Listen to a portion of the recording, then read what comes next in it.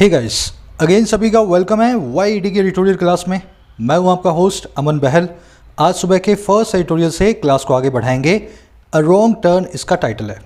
देखिए, इस आर्टिकल को पढ़ना है हमें टॉपर्स के अंदाज में। हर सेंटेंस को ट्रांसलेट करने के बाद ग्रामर और वोकैब पे अलग से ध्यान देना है ना।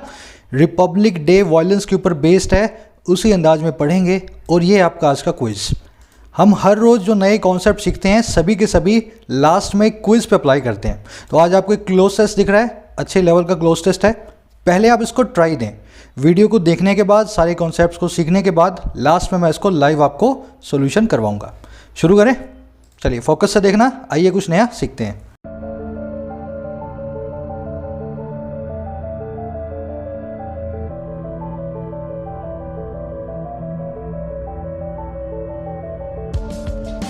रॉन्ग टर्न, एक गलत मोड़।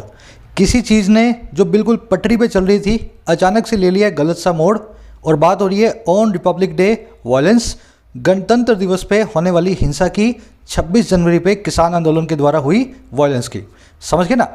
अब देखो ये क्या कहना चाह रहा है, मालूम चलेगा इसके टाइटल पैराग्राफ से। कह रहा है farmers must suspend agitation and return to the talks without their maximalist approach. अच्छा सेंटेंस है। कह रहे फार्मर्स को सस्पेंड कर देना चाहिए, फार्मर्स को स्थगित कर देना चाहिए, कैंसिल कर देना चाहिए अपने एजिटेशन को, अपने प्रदर्शन को, है ना, धरने को। और इन्हीं फार्मर्स को रिटर्न होना चाहिए, वापस आना चाहिए टॉक्स की तरफ, बातचीत की तरफ। और कैसे? बिना उनकी मैक्सिमलिस्ट अप्रोच के, बिना उनकी ऐसी अप्रोच के जिसमें सब कुछ फार्मर्स को अपना ही मनवाना है। मैक्सिमलिस्ट अप्रोच है, सब कुछ फार्मर्स को उस अप्रोच में अपनी बात को ही मनवाना है। इस सेंटेंस को मैं आपको फिर समझाऊंगा। पहले इस वर्ड को देखें, मैक्सिमलिस्ट, ये क्या होता है। देखिए, दो वर्ड्स अपने पास, मिनिमलिस्ट और मैक्सिमलिस्ट। मिनिमलिस्ट और मैक्सिमलिस्ट एक दूसरे के उल्टे। मिनिमलिस्ट का मतलब है उन चीज़ों को पाने की कोशिश करना जो नेसेसरी हैं, है ना, मिनिमम नेसेसरी चीज़ों को पाने की कोशिश करते हैं, तो आपकी मिनिमलिस्ट अप्रोच होती है। मान लो आप एक ऐसे पर्सन है जो बहुत सीधे साधे रहते हैं ना, ज़्यादा आप कोई खर्चा वर्चा करते नहीं हो, बिल्कुल खाना पीना बस वही आपका काम है, आप मिनिमलिस्ट अप्रोच के पर्सन हो। और मैक्सिमलिस्ट होता है इसका बिल्कुल उल्टा, हर चीज़ को पाने की कोशिश करना जहाँ तक आप पा सको। अभी किसान यही करना चाह रहे हैं। किसान इस बिल में कोई संशोधन नहीं चाहते हैं, वो तो अपनी मैक्सिमलिस्ट अप्रोच में जा रहे हैं कि बिल को ही पूरी तरह से ख़त्म किया जाए। तो कह रहा है इस अप्रोच को ख़त्म करके वापस लौटना चाहिए, रिटर्न करना चाहिए। आई थिंक समझ गए होंगे। वर्ड्स को ट्रांसलेट करने से आपका काम नहीं चलेगा, ट्रांसलेशन के साथ में उनका कॉन्टेक्स्ट भी देखना होगा। तो यहाँ पे मैक्सिमलिस्ट अप्रोच ये बताना चाह रही है। मैक्सिमलिस्ट से जुड़ती हुई दो इडियम्स आप आगे देखेंगे, तीन मैं बता देता हूँ आपको। पहली है लॉक, स्टॉक एंड बैरल। दूसरी है होल 9 यार्ड्स। तीसरी है गो द होल हॉक। तीनों इडियम यही चीज़ को बताती हैं, जब आप किसी काम को आखिरी सिरे तक करो, मैक्सिमम अप्रोच तक, है ना, किसी काम को फुल्ली करना, कंप्लीटली करना। चलिए अब एक समरी लें इसकी, आपको मालूम चले किस बारे में लिखा हुआ है। लेकिन उससे पहले ज़रूर से वीडियो को एक लाइक और एक शेयर दें। आपके लाइक्स और शेयर से इन वीडियोस को रोज़ लेकर के आने का मेरा मन भी करता है और मैं कंटिन्यू भी रख पाता हूँ इस सीरीज़ को, है ना। शेयर्स और लाइक्स को रुकने ना दें। देखिए, आपकी समरी ये है कि 26 जनवरी को किसान मोर्चा जो है उसका एक छोटा सा टुकड़ा, छोटा तो नहीं, हालांकि बहुत बड़ा टुकड़ा था, वो जाकर पहुंचा लाल किले पे। लाल किले पे मार्च की, वहाँ पे तिरंगे के बाजू में इन्होंने अपना झंडा भी लगाया, है ना। और इसमें कई वायलेंस भी हुई, कई जगह पुलिस वालों को मारा पीटा गया, उनको बुरी तरीके से घायल भी किया गया। हमारा एडिटोरियल क्या कह रहा है? कह रहा है अब इस घटना के बाद फार्मर्स के पास अपना अनशन, अपना एजिटेशन करने के लिए ज़्यादा कोई स्कोप बचा नहीं है ना, क्योंकि अब सरकार के पास बहाना है इनको पकड़ करके जेलों में डालने का। किसानों को एक ही काम करना चाहिए, अपनी जिद को छोड़ के सरकार से बातचीत कर लेनी चाहिए और अपना एजिटेशन बंद कर देना चाहिए। समझ गए ना। सुप्रीम कोर्ट ने और सरकार ने माना है कि 18 महीने के लिए इसको सस्पेंड कर सकते हैं, तीनों कृषि कानूनों को। तो सरकार की इस बात को फार्मर्स को मान लेना चाहिए, है ना। और 18 महीने बाद अगर उनको गलत लगे तब आकर के फिर से उनको अपना धरना प्रदर्शन करना चाहिए। अभी के लिए इसको बंद करें। समझ गए ना। बस ये इसकी आज की समरी है। किसानों को कह रहा है कि बंद कर दो, आपने बहुत गलत काम कर दिया है, अब ये चलेगा नहीं। आज की टोन है अपोलोजेटिक। इसका मतलब होता है किसी ऐसी घटना के बारे में बातचीत करना जिसके लिए हमें बहुत अपोलोजेटिक हो, जिसके लिए हम बहुत खेदजनक हो, है ना। तो खेदजनक बात हुई है, ये आज इसकी टोन है। कोशिश करें समरी को लिख के कमेंट्स में डालने की। मैं कुछ समरीज को रेट करता हूँ। अब शुरू करने वाले हैं। कह रहा the chaos and mindless violence unleashed on the national capital by a section of protesting farmers on Republic Day were aberrant. Simple sentence. कह रहा है जो केओस आया, जो अराजकता आई, केओस का मतलब होता है अराजकता, और जो बेवकूफ़ी वाली वायलेंस आई, माइंडलेस, बिना सोची समझी जो हिंसा हुई। कह रहा है ये दोनों चीज़ें जो है ना, और कौन सी चीज़ें हैं ये, जो अनलीश हुई थी, जो रिलीज हुई थी, जिनको डिस्चार्ज किया गया था, और कब पे, किस पे, नेशनल कैपिटल दिल्ली पे। और किसके द्वारा, बाय लगा के बता रहा है, एक सेक्शन के द्वारा, एक वर्ग के द्वारा प्रोटेस्ट करते हुए फार्मर्स के। और कब हुआ ये, रिपब्लिक डे पे। कह रहे ये दोनों चीज़ें, वायलेंस और अराजकता, जो कि रिपब्लिक डे पे दिल्ली के अंदर फार्मर्स के एक ग्रुप के द्वारा आई। कह रहे ये थी बहुत ही अबोरेंट, अपने आप में बहुत ही डिस्कस्टिंग। समझ गए ना? तो अपने आप में बहुत ही घृणा भरी थी, खराब चीज़ थी, इसको कोई भी सपोर्ट नहीं करेगा। सेंटेंस का सब्जेक्ट है केओस एंड वायलेंस, बीच में एंड लगा हुआ है, सब्जेक्ट प्लूरल हो गया, इसीलिए वर्ब भी वर है, सब्जेक्ट के हिसाब से प्लूरल वर्ब लगी है। अबोरेंट का मतलब होता है जो चीज़ डिस्गस्टिंग हो, रिपल्सिव हो, और इसके लिए एक वर्ड है लोथसम। लोथसम भी वही चीज़ होती है जिसको आप देख के आपको घिन आए, है ना, लोथसम। केओस वर्ड को थोड़ा ध्यान से देखना, इस वर्ड के पीछे एस लगा हुआ है, लेकिन बावजूद इसके ये एक अनकाउंटेबल नाउन है। केओस का मतलब होता है अराजकता, डिसऑर्डर बोल दो, डिसहार्मनी बोल दो, पैंडेमोनियम बोल दो, है ना, अच्छे अच्छे इसके सिनोनिम्स हैं। अब मैं आपको जो समझाना चाह रहा हूँ वो ये है कि इस वर्ड के पीछे एस तो लगा है, लेकिन ये वर्ड सिंगुलर या प्लूरल नहीं होता, ये सिर्फ अनकाउंटेबल वर्ड होता है। कैसे? The chaos in his professional life have rendered him helpless. उसके जीवन की उथल पुथल ने उसके प्रोफेशनल लाइफ की जो केओस है, जो अराजकता है, उसने उसको हेल्पलेस बना दिया है। रेंडर वर्ड आप जानते हैं, किसी को कुछ बना देना, है ना। अब यहाँ पे सेंटेंस में एरर है, केओस आपका सब्जेक्ट है और वर्ब लगी है सब्जेक्ट के हिसाब से, जो कि हमने लगा दिया हैव। किसी को भी एस को देख कर लगेगा कि प्लूरल नाउन है, लेकिन chaos is an uncountable noun. तो मुझे क्या करना है, यहाँ से एस के हिसाब से भी वर्ब जो लगानी है वो सिंगुलर लगानी है। आप जानते हैं अनकाउंटेबल मास नाउन हमेशा सिंगुलर वर्ब लेते हैं। तो chaos in his professional life has rendered him helpless.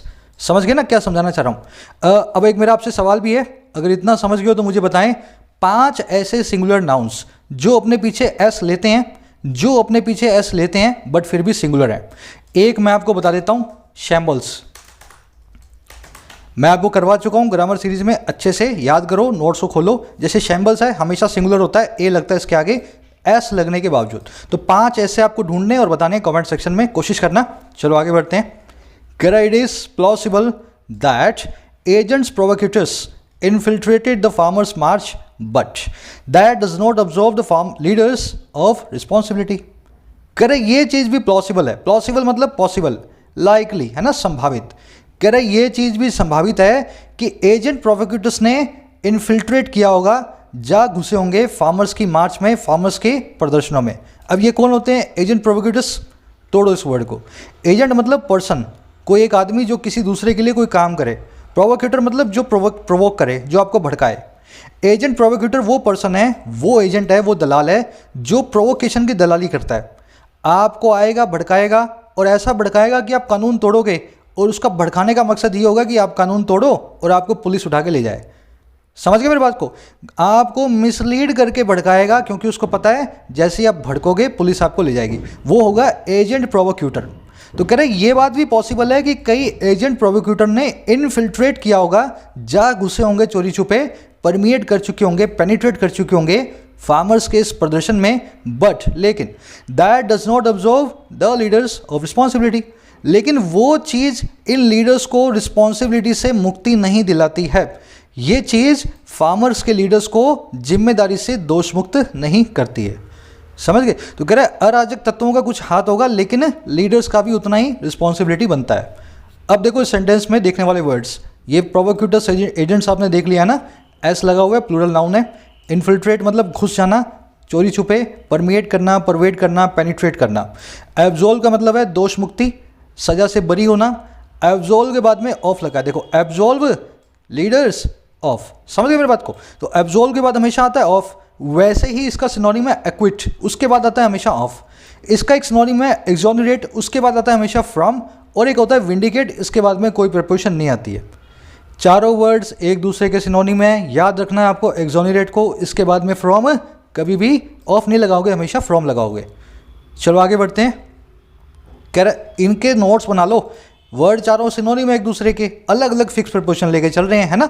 अब ऑफ यहाँ तो लगा रहे हो, यहाँ मत लगाया ना, सीधे सीधे एक नंबर गवाओगे एग्जाम के अंदर एक्सोनरेट के बाद। कह the changes chances of fatigued agitators breaking loose were high as were the possibility of vested interest triggering violence. कह रहे जो चांसेस थे, जो मौका था, और किसका, फटीग एजिटेटर्स के ब्रेक लूज होने का।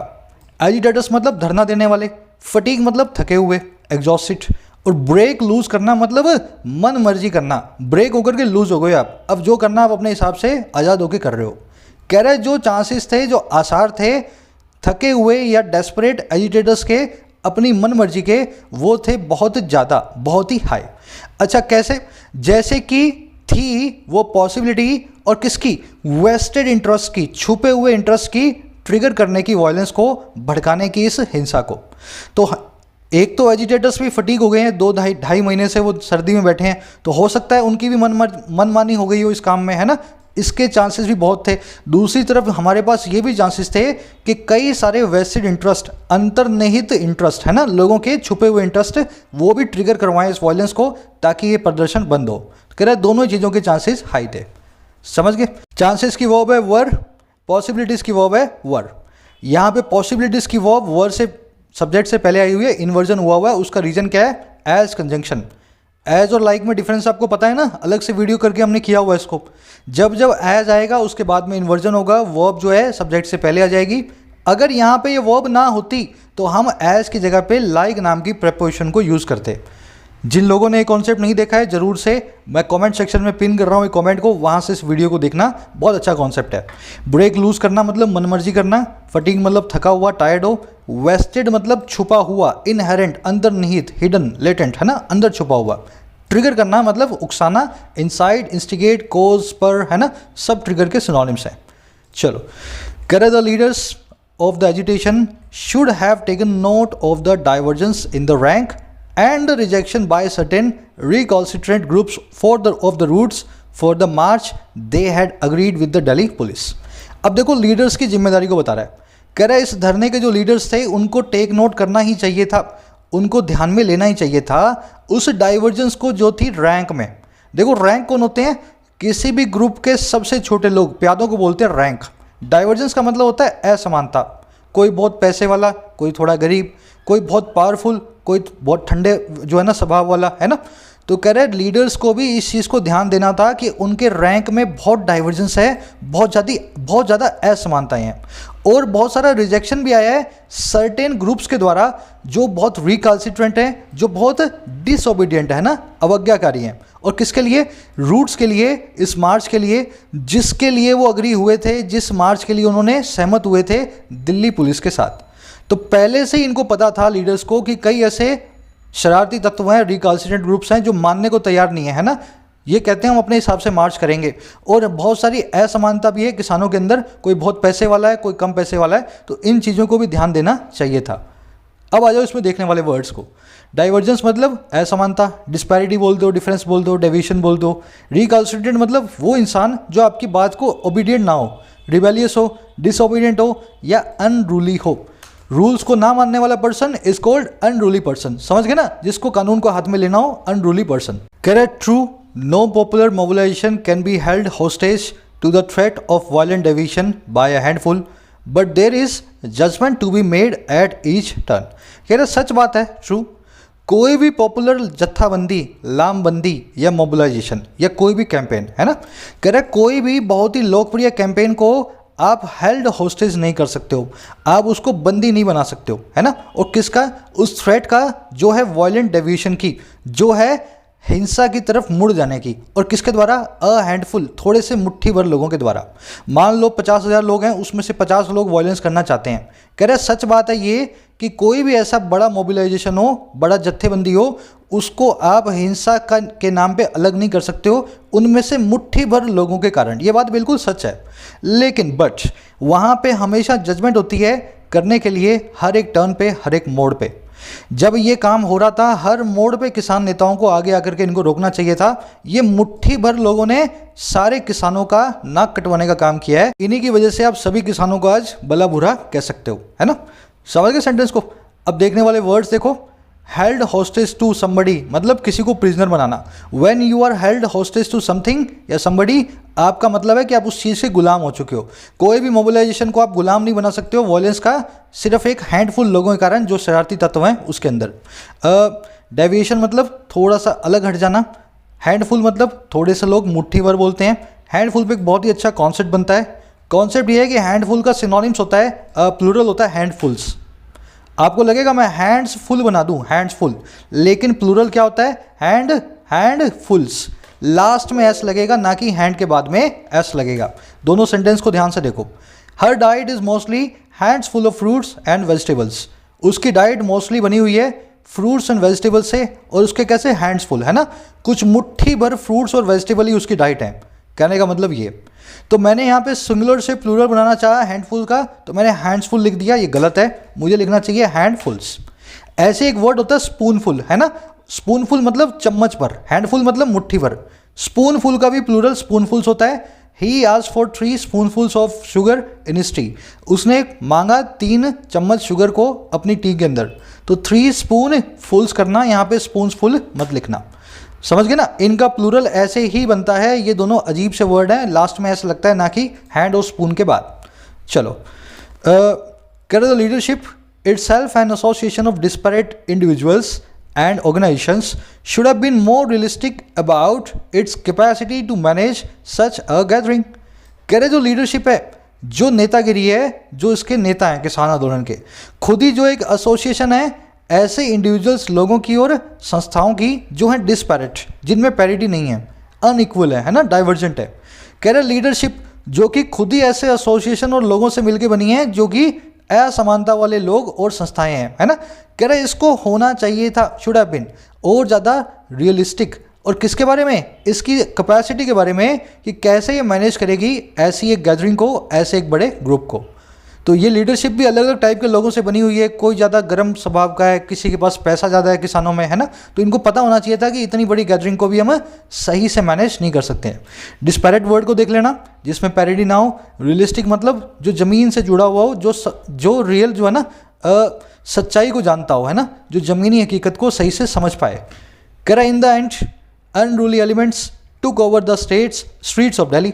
कह रहा अंत में डिसओबीडियंट एलिमेंट्स ने, रिकल्सिट्रेंट एलिमेंट्स ने, जो अराजकतावादी एलिमेंट्स हैं, उन्होंने टेक ओवर कर लिया, पूरा जिम्मा ले लिया स्ट्रीट्स का, दिल्ली का। समझ गए ना? तो अंत में ऐसे लोगों ने दिल्ली की स्ट्रीट्स पे कब्जा कर लिया। अनरूली वर्ड ऊपर ही आया था, जहाँ पे आपने रिकल्सिट्रेंट देखा, उसी का सिनोनिम है अनरूली।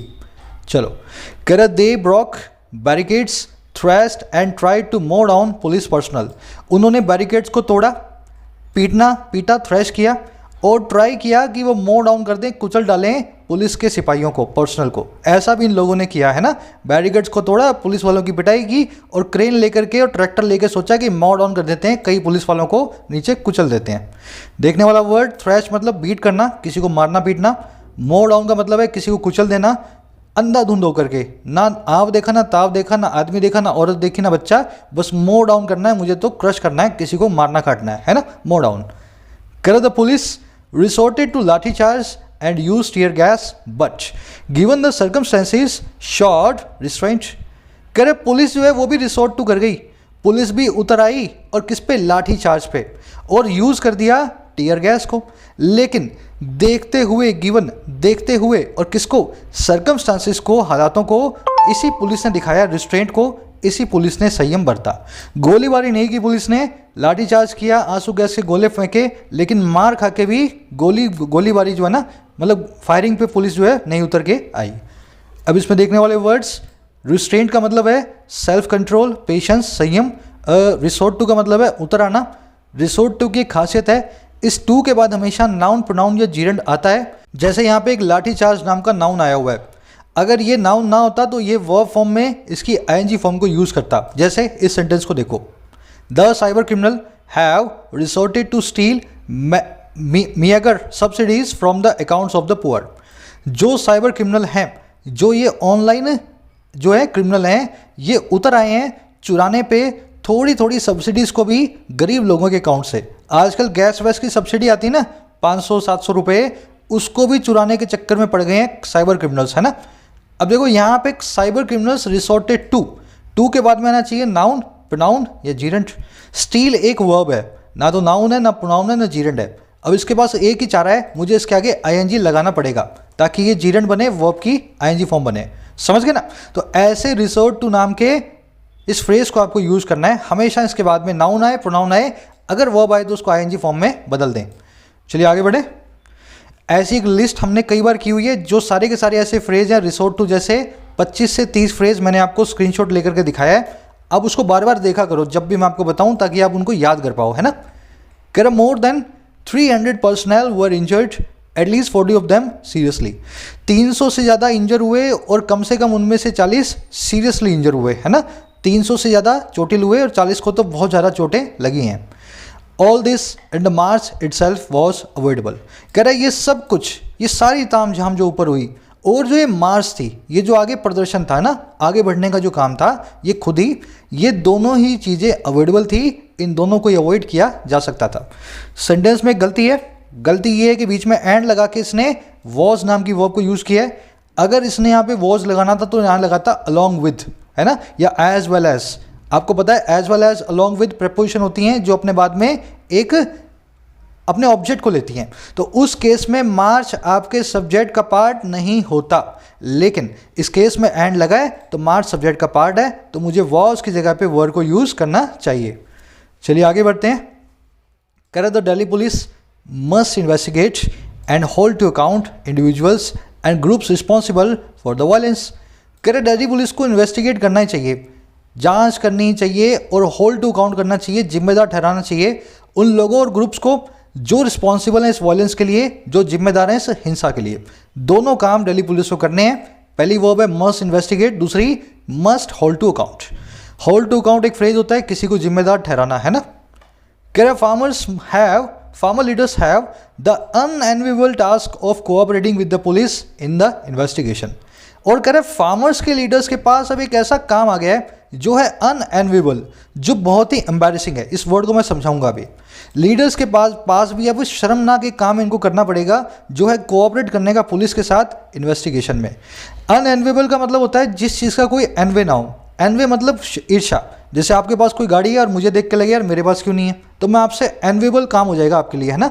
ये चीज़ मेरे लिए एक एनवे पैदा करेगी मेरे मन में आपके लिए। अगर आप कोई अनएनवेबल काम कर रहे हो ना, तो आप ऐसा काम कर रहे हो जिसको देख करके किसी को भी करने का मन ना करे। समझ गए ना? अनप्लेजेंट काम हो, डिफिकल्ट काम हो, ऑकवर्ड काम हो, एम्बैरेसिंग काम हो, है ना? एक गलत काम जो आपको अच्छा ना लगे, वो हर आदमी के लिए अनएनवेबल होता है। तो लीडर्स के लिए भी एक ऐसा काम आया है जो इनको बिल्कुल पसंद नहीं है, और क्या, पुलिस को अपने ही आदमियों के खिलाफ इन्वेस्टिगेशन में सहयोग करना। समझ गए इस वर्ड को कैसे बनाए? कह रहा false friends and real enemies of the agitators have painted them with a communal brush. कह रहे झूठे दोस्त और सच्चे दुश्मन इस एजिटेटर्स के, इन प्रदर्शनकारियों के, उन्होंने पेंट कर दिया इनको अब एक कम्युनल ब्रश से। अब एक ऐसे ब्रश से इनको दिखाया जा रहा है, ऐसे रंग में दिखाया जा रहा है जो कि सांप्रदायिक है ना? सब लोग कह रहे हैं कि किसान लोग जो हैं कैसे, कौन से रिलीजन से बिलोंग करते हैं, जो इन्होंने लाल किले पे जाके ऐसा काम किया। तो ये रियल फ्रेंड्स का काम नहीं है, ये फॉल्स फ्रेंड्स और रियल एनिमीज का काम है।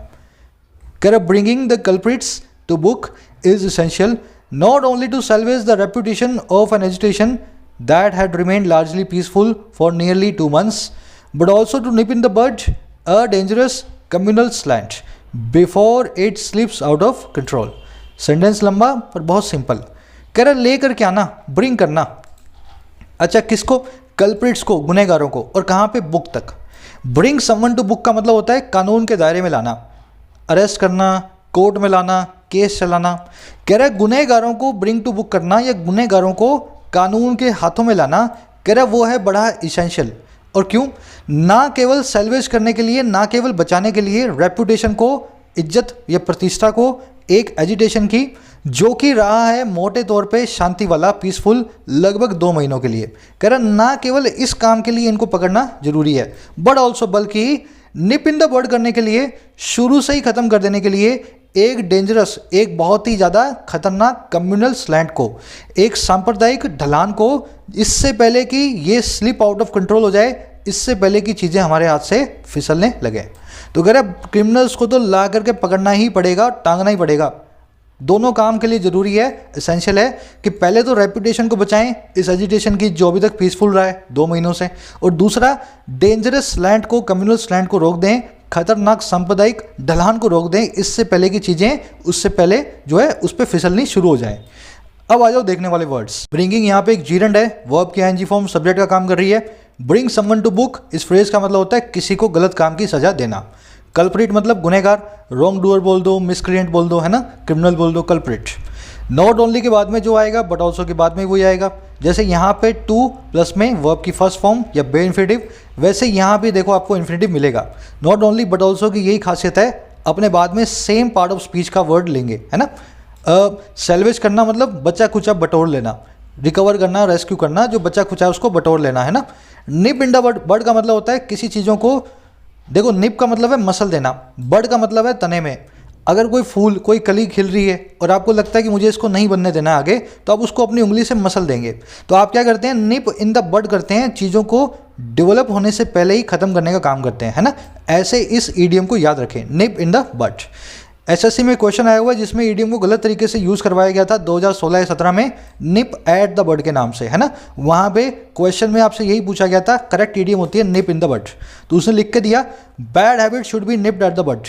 अब ये गलत है, आपको बोलना चाहिए bad habits should be nipped in the bud. तो करेक्ट ईडियम की फॉर्म भी आपसे कभी कभी पूछ लेता है कौन सी है। स्लैंट का मतलब होता है ढलान, है ना, गिरावट।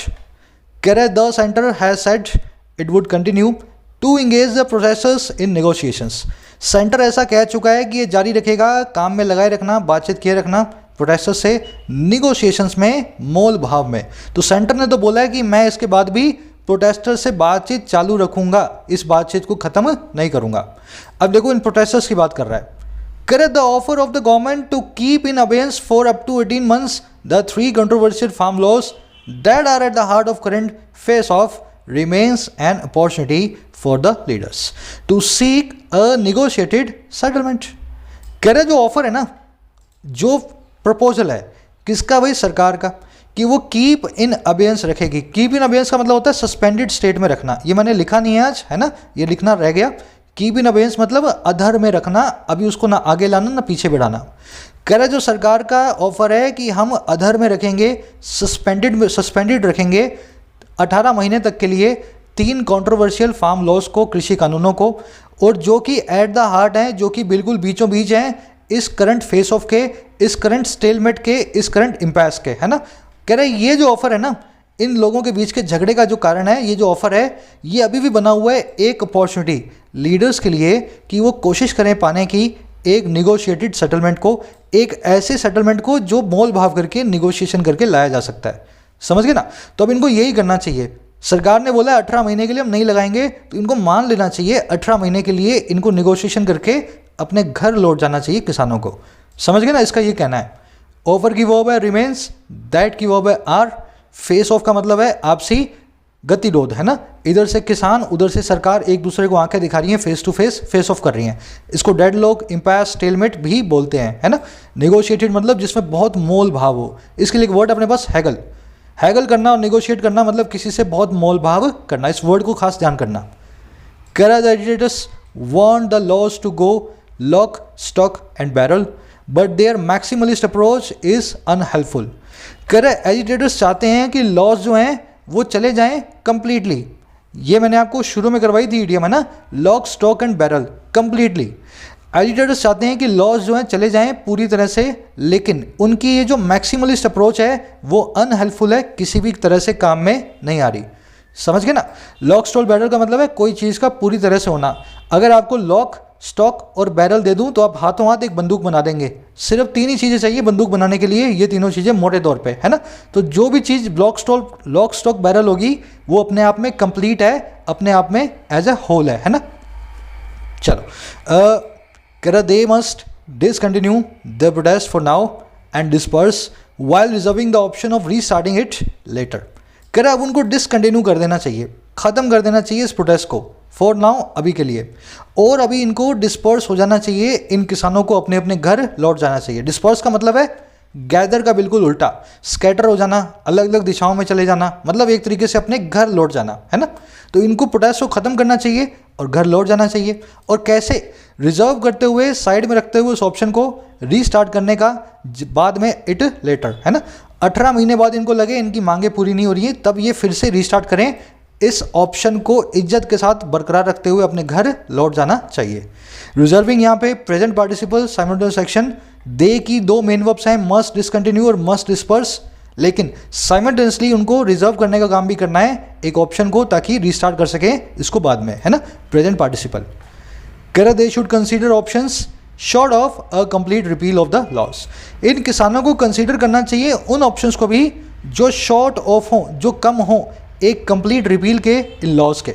जरूरी नहीं है पूरी तरीके से रिपील ही करवाया जाए, कैंसलेशन करवाया जाए, ऐसे ऑप्शंस पे भी विचार करना चाहिए जो रिपील के से भी थोड़े कम हो, है ना। मान लो कि सरकार कह रही हो कि इनको हम थोड़ा सा चेंज कर देंगे या अभी के लिए सस्पेंड कर देंगे, तो ऐसे भी ऑप्शंस कंसीडर करने चाहिए। रिपील मतलब कैंसलेशन, है ना। The centre must consider more concessions including the suspension of the loss until a broader agreement can be arrived at. अब देखो इस सेंटर को नसीहत दे रहा है, सेंटर को भी कंसीडर करना चाहिए और कंसेशंस को, जिसमें शामिल है पूरी तरह से सस्पेंशन इन लॉस का। और कब तक, जब तक एक मोटे तौर पे आया हुआ एग्रीमेंट अराइव्ड एट नहीं होता है, जब तक एक सही एग्रीमेंट पे हम नहीं पहुंचते हैं। तो सेंटर को भी थोड़ी रियायत देनी पड़ेगी, कंसेशन देने पड़ेंगे जब तक कोई एग्रीमेंट ना हो जाए। अराइव एट एक प्रीपोजिशनल फ्रेज है, इसके बाद में हमेशा एट आता है, इसलिए हमने इस सेंटेंस के लास्ट में भी इस एट को लगाना पड़ा, है ना। अराइव एट समथिंग, कहीं किसी मुकाम पे पहुंचना। It must make more efforts to allay the fears of those most affected by these reforms. कह रहा है इसको बनाना ही पड़ेगा, मेक करना ही पड़ेगा और एफर्ट्स को, ताकि अले कर पाए, ताकि सूद कर पाए, ताकि कम कर पाए फियर्स को, डरों को, उन लोगों के जो सबसे ज़्यादा अफेक्टेड हैं, प्रभावित हैं, और किससे, इन रिफॉर्म से, इन सुधारों से। तो इस काम को भी सेंटर को करना है ना, लोगों के मन से डर को निकालना है, उन लोगों के जो सबसे ज़्यादा प्रभावित इन रिफॉर्म से कारण होने वाले हैं। अलाई का मतलब आप जानते हैं, किसी चीज़ के प्रभाव को कम करना। बहुत बार ये वर्ड आता है, पेसिफाई, मोलिफाई, अमिलियरेट, है ना, सूद, बाम, साल्व, सब इसके सिनोनिम्स हैं, कई बार मैंने करवाया इसको। दोज यहाँ पे इसलिए लगा क्योंकि देम और दे इनके बाद में अगर एडजेक्टिव आ जाए तो हम उसको दोज में कन्वर्ट कर देते हैं। तो ऑफ के बाद में वैसे तो देम आना चाहिए था, लेकिन हमारे पास एक एडजेक्टिव रखा है मोस्ट अफेक्टेड, इस केस में हमने देम को बदल दिया है दोज में। चलिए, ज़्यादातर रूल्स आज वैसे ही हैं जो रोज़ रोज़ आते हैं, तो मैंने उनको अच्छे से एक्सप्लेन नहीं किया है ना। ये दोज देम वाला हम पिछले 10 दिनों में 3-4 बार कर चुके हैं। कर the sentence imperious refusal to engage with political parties and state governments on critical questions of agriculture reforms has come back to haunt it. कह रहा सेंटर का जो रिफ्यूज़ल है, जो मनाही है, और कैसी, इम्पीरियस, ये वर्ड बना है इम्पीरियल से। इम्पीरियल मतलब सामंतवादी, है ना, जैसे अंग्रेज थे, सब जगह जाते थे और अपना अधिकार जमा लेते थे। इम्पीरियस का मतलब होता है एरोगेंट, जिसमें बहुत घमंड हो, तानाशाही हो, डिक्टेटोरियल हो या हाई हैंडेड हो। समझ गए। कह रहे सेंटर का जो तानाशाही रिफ्यूज़ल है, सेंटर का जो अकड़ भरा रिफ्यूज़ल है कि मैं इंगेज नहीं करूंगा पॉलिटिकल पार्टीज़ और स्टेट गवर्नमेंट के साथ, और कैसे, सवालों पे जो बहुत क्रिटिकल हैं, उन सवालों पे जो बड़े गंभीर हैं एग्रीकल्चर रिफॉर्म के, कृषि सुधारों के। कह रहे यही रिफ्यूज़ल आज कम बैक हो के आया है, फिर से लौट के आया है इस सेंटर को हॉन्ट करने के लिए, इस सेंटर को सताने के लिए। कह रहे शुरू से ही सेंटर का रिफ्यूज़ल रहा है कि कृषि सुधारों पे स्टेट से और पॉलिटिकल पार्टी से कोई बात नहीं करनी है। आज वही चीज़ घूम फिर के इस हिंसा के तौर पे सेंटर को हॉन्ट करने आई है, परेशान करने आई है। हॉन्ट का मतलब होता है जैसे रूह होती है ना, रूह, कोई आत्मा मरे हुए किसी पर्सन की, वो आकर के अपने को सताती है ना, वो उसे कहते हैं हॉन्ट करना, किसी को सताना, सपनों में आना, उसको डराना। इसके लिए अपने पास वर्ड है टेरराइज और एक वर्ड है हाउंड। हाउंड का मतलब होता है कुत्ता। तो कोई चीज़ अगर आपके पीछे पड़ जाए ना कुत्ते के जैसे, तो आप बोल सकते हो दिस थिंग इज हाउंडिंग मी, है ना, कुत्ते की तरह मेरे पीछे पड़ी है, बस मेरे पीछे लग गई है। चलिए, कह the resolution to this impasse can come only by involving them all. जो रिजोल्यूशन है इस इम्पैस का, जो रिजोल्यूशन है इस फेस ऑफ का, गतिरोध का, किसानों के साथ में होते हुए जो है तनाव का, कह रहा है वो सिर्फ कम हो सकता है, आ सकता है महज ओनली इन्वॉल्व करके इन सभी को, सभी स्टेट्स को और पॉलिटिकल पार्टीज़ को इन्वॉल्व करें ताकि कोई रिजोल्यूशन निकले। इम्पैस वर्ड ऊपर आ चुका है, डेडलॉक, फेस ऑफ, स्टेलमेट, है ना, सब के सब इम्पैस के सिनोनिम है। गतिरोध बोला जाता है हिंदी में, ना आप आगे जा पा रहे हैं ना पीछे आ पा रहे हैं। चलिए, आज का आर्टिकल बहुत वोकैबुलरी रिच था। आई होप आपने एंजॉय भी किया होगा और चीज़ों को सीखा है। अब फटाफट बढ़ेंगे अपने क्विज़ की तरफ। जो सब सीखा है पूरे मन से इस क्विज़ पे अप्लाई करो और अपने कमेंट्स के अंदर, है ना, मार्क्स ज़रूर बताया करो मुझे, है ना, आज 6 में से कितने नंबर आपको मिले। शुरू कर रहा हूँ फर्स्ट क्वेश्चन से ही। The chaos witnessed on the Republic Day has या हैव या हैज़ बीन या had been put the farmers agitation. देखो, केओस के लिए एक वर्ब चाहिए। वो केओस जो विटनेस हुए रिपब्लिक डे पे, उसने पुट कर दिया है फार्मर्स के एजिटेशन को। इन लगा के हम आगे बताएंगे किसी भी चीज़ में, है ना। तो केओस ने अगर पुट किया है तो केओस के लिए पुट जो मेन वर्ब है उसके लिए अपने को चाहिए एक हेल्पिंग वर्ब। अब ध्यान दें, फार्मर्स का जो केओस है, ये केओस एक सिंगुलर वर्ड है, हमेशा सिंगुलर वर्ब लेगा। अगर ये सिंगुलर वर्ब लेगा तो मुझे सिंगुलर वर्ब हैज़ को यूज़ करना है। समझ गए ना। केओस मैंने आपको बताया था ऐसा वर्ड है जो एस लगने के बावजूद सिंगुलर होता है। अगर ये सिंगुलर है तो अपनी वर्ब को लेगा हैज़, ना कि हैव। तो यहाँ पे हैज़ बिन भी नहीं आ सकता क्योंकि उससे पैसिव बन जाएगा। हैज़ बिन पुट नहीं, केओस ने पुट किया है एजिटेशन को, ना कि केओस खुद पुट हुआ है। समझ गए ना। तो हैज़ बीन का भी कोई सवाल नहीं है, हैड बीन का भी कोई सवाल नहीं है, ये दोनों पैसिव बना देंगे। एक्टिव में यूज़ कर सकते हैं हैव या हैज़, सिंगुलर है हैज़। अब देखो, इसने पुट कहाँ किया है फार्मर के एजिटेशन को, इन लगा के बताना है यहाँ पे। अब देखो वो कौन सी चीज़ हो सकती है, शैम्बल्स, अशैम्बल, शैम्बल्स या अशैम्बल्स। ध्यान दें, जो करेक्ट फ्रेज है वो है अशैम्बल्स। शैम्बल्स भी केओस की तरह एक ऐसा नाउन है, हालांकि ये अनकाउंटेबल नहीं है, लेकिन काउंटेबल होने के बावजूद सिंगुलर ही यूज होता है। पीछे एस आ रहा है लेकिन इसके आगे हमेशा अ आएगा, है ना, अशैम्बल्स। तो आपका सेकंड वाले में डलेगा डी, है ना। शैम्बल्स का मतलब होता है अराजकता, है ना, एजिटेशन को अराजकता में डाल दिया है, अशैम्बल्स। अब तीसरा देखो, हैंड्सफुल या अ हैंड्सफुल जो भी आप चूज करोगे, of farmers deviated from the plant route. Handful का मतलब होता है मुट्ठी भर। तो कई मुट्ठी भर फार्म लीडर्स जो हैं वो डेविएट हो गए अपने प्लान्ड रूट से, मतलब थोड़े बहुत। अब ध्यान दें, अगर अ लगाए तो हैंडफुल्स नहीं होगा, ये सिंगुलर होगा। अ लगाए तो हैंडफुल्स सिंगुलर होगा। तो सिंगुलर के साथ में आपने अ लगाना है, ना कि प्लूरल के साथ में। ए तो आपका आंसर नहीं है। वैसे डी भी आपका आंसर नहीं है। हैंड्सफुल्स ये भी आपका आंसर नहीं है, हैंडफुल्स, है ना। अगर एस लगाए तो आगे अ नहीं आएगा। ए और डी आपके दोनों आंसर्स नहीं है। अब या तो बी है या सी है। अगर सी आपका आंसर है तो गलत हो जाएगा, क्योंकि हैंड्सफुल नाम का फ्रेज होता ही नहीं, हमेशा फ्रेज होता है हैंडफुल्स। लास्ट में एस आता है हैंडफुल और स्पूनफुल के, है ना। तो मैं क्या करूँगा, बी को मेरा आंसर बनाऊंगा बिना अ के और एस को लगाऊंगा लास्ट में, ताकि हैंडफुल्स मेरा आंसर बने। तो हैंडफुल्स ऑफ फार्म लीडर्स, मुट्ठी भर फार्म लीडर्स डेविएट हो गए अपने प्लान्ड रूट से। अब देखो अगला फोर्थ में, लाइक, एज, इवन लाइक या नॉट विथ स्टैंडिंग, डिड। अब इसके बाद अनदर, दैट, दैम और दोस। थोड़ा अच्छे लेवल का सवाल है ये। यहाँ पे आपको फोर्थ में चूज करना है एज। एज और लाइक की वीडियो मैंने आपको अलग से करवाई हुई है, बताया हुआ है। एज के बाद में आप एक वर्ब और एक सब्जेक्ट को यूज़ करेंगे। ये कहना चाह रहा है मुट्ठी भर किसान अपने रास्ते से बदल गए या डेविएट हो गए, जैसे कि हुए कई सारे फॉलोइंग देम, उनको फॉलो करने वाले भी।